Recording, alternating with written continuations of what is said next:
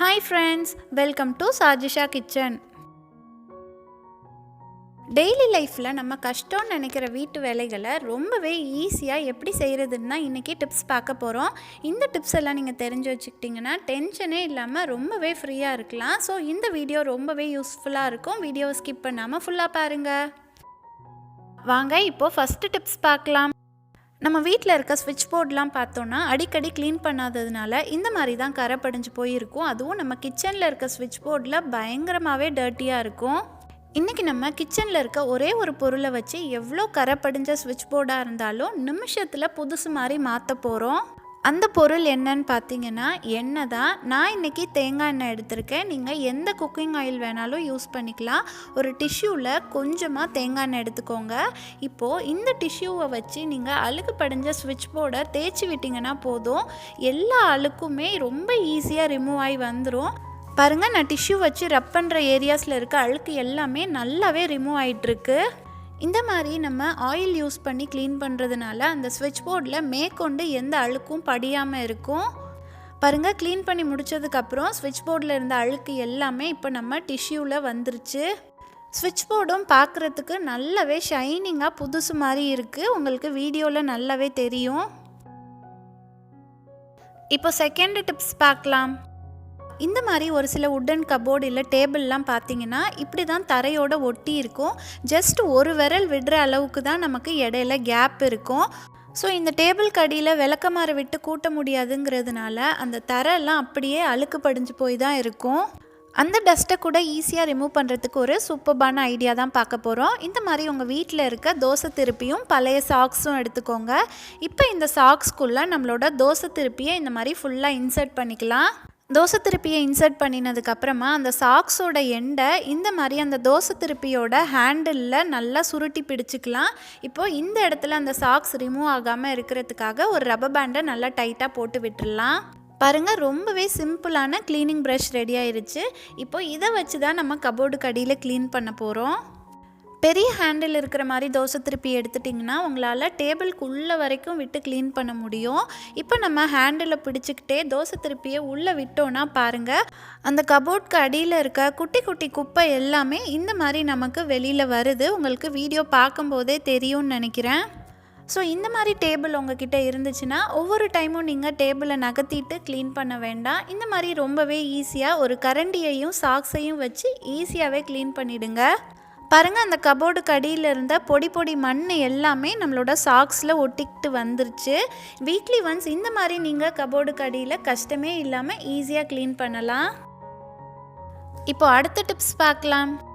எப்போவுமே நமக்குலாம் இந்த மாதிரி நெய் ஊற்றி வச்சுருக்க பாத்திரம் இல்லை எண்ணெய் ஊற்றி வச்சுருக்க பாத்திரம்லாம் வாஷ் பண்ணுறதுக்கு கொஞ்சம் கஷ்டமாகவே இருக்கும். நம்ம என்ன தான் டிஷ்வாஷ் லிக்விட் தொட்டு வாஷ் பண்ணினாலும் வாஷ் பண்ணி முடித்ததுக்கு அப்புறமாவும் அதில் கொஞ்சம் எண்ணெய் பிசுக்கு இருந்துகிட்டே தான் இருக்கும்.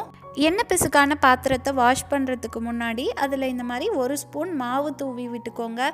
கோதுமை மாவு, கடலை மாவு, மைதா மாவுன்னு எந்த மாவுனாலும் ஓகே தான். நான் இன்றைக்கி ஒரு ஸ்பூன் கோதுமை மாவு தான் எடுத்திருக்கேன். இப்போது இந்த டப்பாவை மூடி வச்சுட்டு ஒரு 10 வாட்டி இந்த மாதிரி குலுக்கி விட்டால் போதும். அப்போ தான் அந்த மாவு பாத்திரத்துக்குள்ளே எல்லா இடத்துலையும் நல்லாவே ஸ்ப்ரெட் ஆகும். இப்போ இந்த மாவை ஒரு 5 மினிட்ஸ் அப்படியே ஊற விட்டுறலாம். 5 மினிட்ஸ்க்கு அப்புறம் பார்த்தீங்கன்னா அந்த கோதுமை மாவு அந்த டப்பாவில் இருந்த எண்ணெய் பிசுக்கு எல்லாத்தையும் நல்லாவே அப்சர்வ் பண்ணியிருக்கோம். இப்போ நம்ம ஒரு டிஷ்யூ வச்சு அந்த மாவு எல்லாத்தையும் நல்லா தொடச்சி விட்டால் போதும். அந்த பாத்திரத்தில் இருந்த எண்ணெய் பிசுக்கு எல்லாமே மாவோடு சேர்ந்து நமக்கு வந்துடும். உங்களுக்கு வீடியோ பார்க்கும்போதே நல்லா தெரியும். இப்போ நம்ம இந்த பாத்திரத்தை எப்பவும் போல் டிஷ்வாஷ் லிக்விட் வச்சு ஒரு டைம் மட்டும் வாஷ் பண்ணினா போதும். வாஷ் பண்ணினதுக்கப்புறமா இந்த சில்வர் டப்பாவில் கொஞ்சம் கூட எண்ணெய் பிசுக்கே இல்லை. பார்க்குறதுக்கே ரொம்ப க்ளீனாக இருக்குது. இதில் தான் நீங்கள் நெய் ஊற்றி வச்சுருந்தீங்கன்னு சொன்னால் கூட யாரும் நம்ப மாட்டாங்க. அந்த அளவுக்கு நம்மளோட பாத்திரம் க்ளீனாக இருக்குது. இப்போது அடுத்த டிப்ஸ் பார்க்கலாம். இப்போ நம்ம ரொம்பவே டேஸ்டியான தந்தூரி சிக்கன் பேனில் எப்படி செய்கிறதுன்னு பார்க்க போகிறோம். அதுவும் கொஞ்சம் கூட பேனில் ஒட்டாமல் செய்ய போகிறோம். இப்போ சிக்கனுக்கு மசாலா ரெடி பண்ணலாம். நான் இன்றைக்கி 2 ஸ்பூன் சிக்கன் 65 மசாலா எடுத்திருக்கேன். நீங்கள் இதுக்கு பதிலாக 1/2 ஸ்பூன் மிளகாத்தூள், 1 ஸ்பூன் கரம் மசாலா தூள், 1/2 ஸ்பூன் மஞ்சத்தூள், தேவையான உப்பு ஆட் பண்ணிக்கலாம். இப்போ இது கூடவே நான் 1 ஸ்பூன் லெமன் ஜூஸ் ஆட் பண்ணிக்கிறேன். இது கூடவே 1 ஸ்பூன் எண்ணெயும் ஆட் பண்ணிவிட்டு இந்த மசாலா எல்லாத்தையும் நல்லா ஒரு பேஸ்ட் மாதிரி மிக்ஸ் பண்ணிக்கலாம். இது கூட தண்ணி எதுவும் ஆட் பண்ண வேண்டாம். பாருங்கள், நம்மளோட மசாலா இப்போது சூப்பராக ரெடி ஆயிருச்சு. இப்போது தந்தூரி செய்கிறதுக்கான சிக்கனை நல்லா வாஷ் பண்ணி எடுத்துக்கோங்க. சிக்கனை இந்த மாதிரி 2-3 இடத்துல கத்தி வச்சு கீரல் போட்டுக்கோங்க. அப்போ தான் மசாலா வந்து உள்ள வரைக்கும் நல்லாவே இறங்கும்.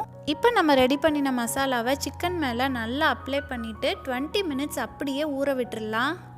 இப்போது இந்த பேனில் தான் நம்ம தந்தூரி சிக்கன் செய்ய போகிறோம். நம்மளோட சிக்கன் வந்து பேனில் கொஞ்சம் கூட ஒட்டாமல் வரணுங்கிறதுக்காக நான் இன்றைக்கி ஆடி எக்கோ பேக்கோட இந்த குக்கிங் அண்ட் பேக்கிங் ட்ரே தான் யூஸ் பண்ண போகிறேன். இது வந்து 100% ஆர்கானிக்குங்கிறதுனால இதை யூஸ் பண்ணுறதுனால நம்ம ஹெல்த்துக்கும் என்விரான்மெண்ட்டுக்கும் எந்த கெடுதலும் வராது.